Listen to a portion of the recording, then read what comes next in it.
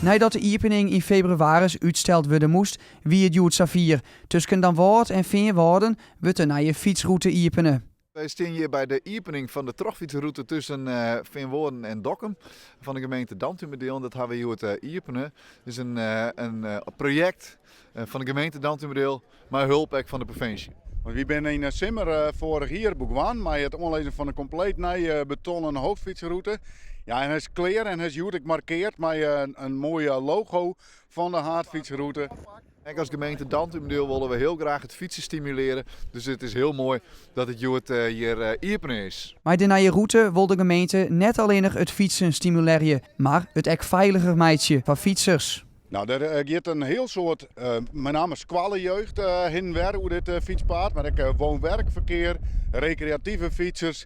En we zeggen toch echt nog wel een protte onrijdingen gebeuren. En de provincie had bedacht, we willen een netwerk over de hele provincie uitrollen op hoofdfietsroutes. Dus de provincie zegt, we gaan de gemeente sterk financieel bij helpen. Gaat u nu zelf ook op fiets?